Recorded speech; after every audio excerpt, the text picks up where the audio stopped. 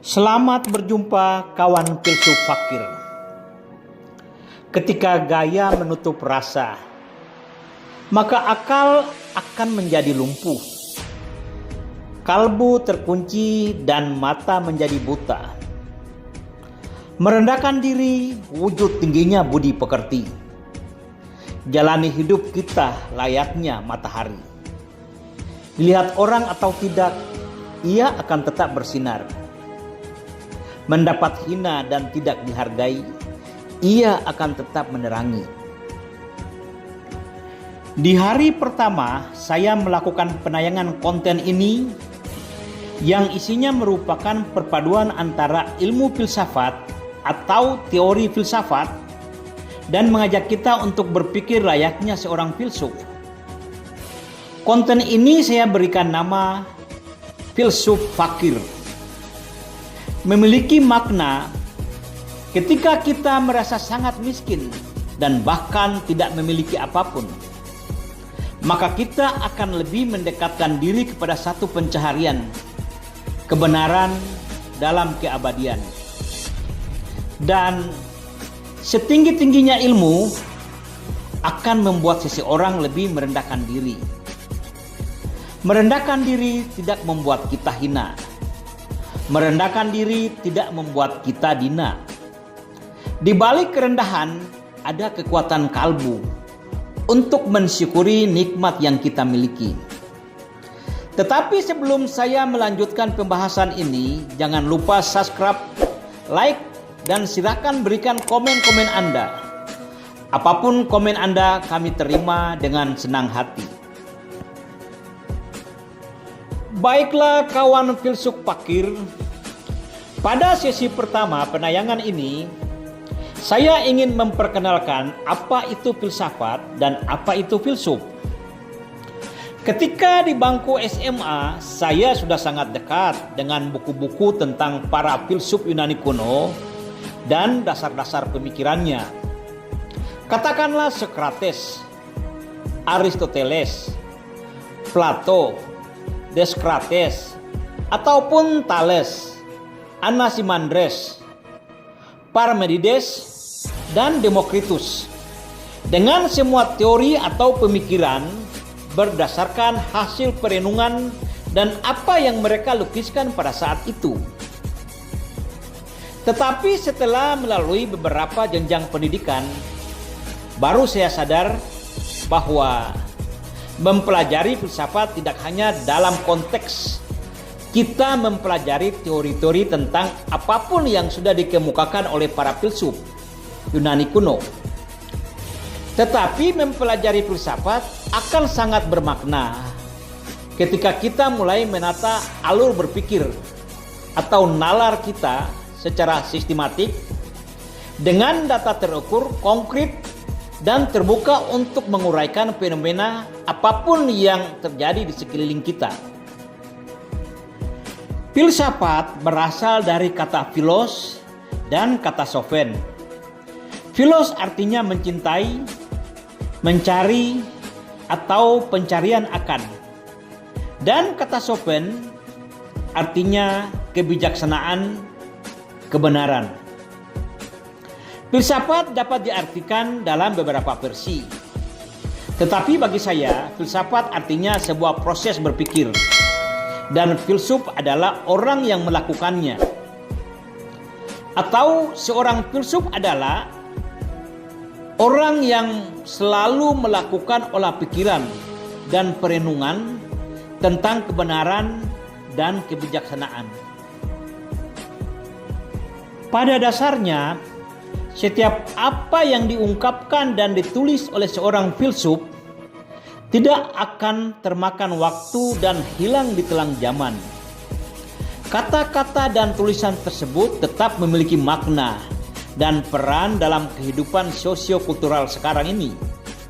Sebagai contoh, pemikiran dan tulisan Raja Haji Fisabilillah yang dituangkan dalam Gurindam 12. Dan kita harus mengakui bahwa Raja Haji Fisabilillah adalah seorang filsuf besar bangsa Indonesia.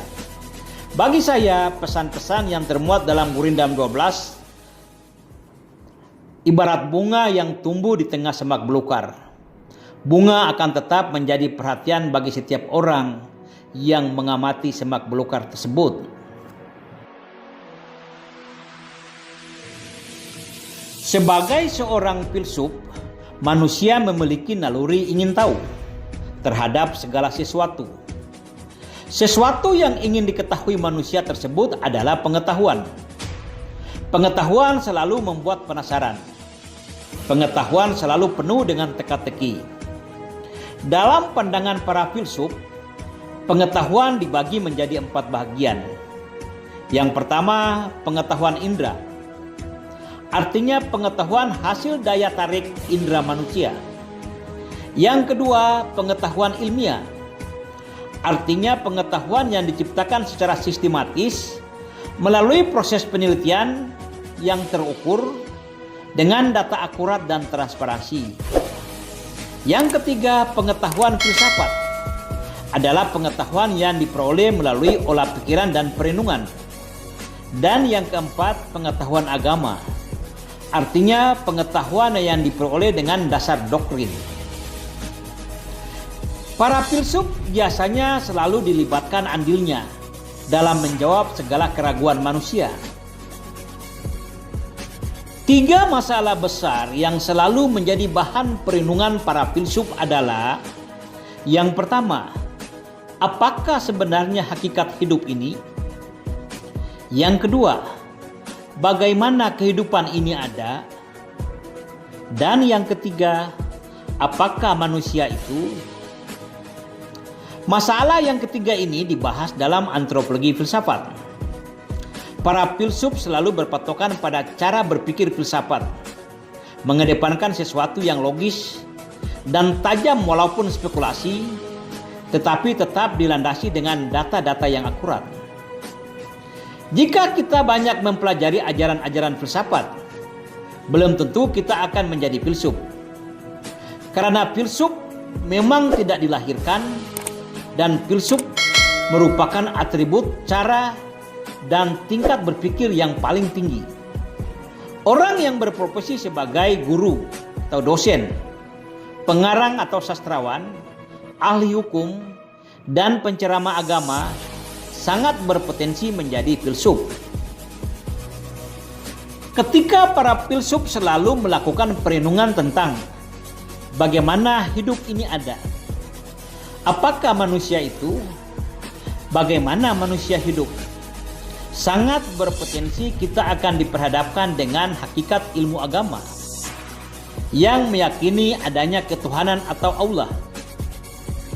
Yang akan menjadi pertanyaan kita, apakah ilmu filsafat akan bertentangan dengan ilmu agama? Jawabannya tidak.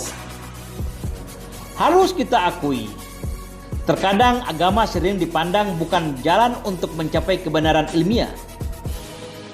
Dan agama adalah doktrin adanya kebenaran ilahi yang hanya boleh diyakini dan tidak boleh dibantah. Perdebatan antara ilmu kepercayaan atau agama dengan ilmu filsafat terletak pada kapan kita memposisikan diri untuk memahami dan menerima kedua ilmu tersebut.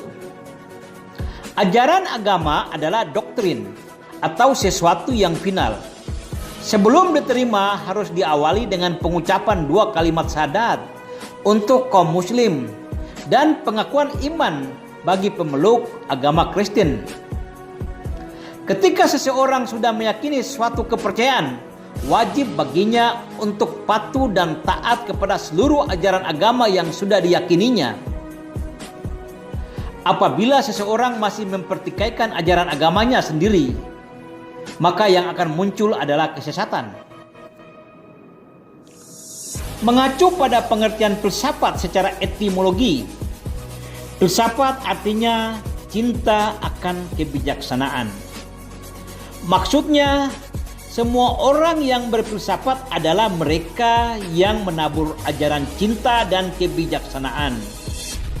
Hingga akhirnya kita dapat menyimpulkan bahwa baik ilmu agama maupun ilmu filsafat sama-sama menaburkan ajaran cinta dan kebijaksanaan.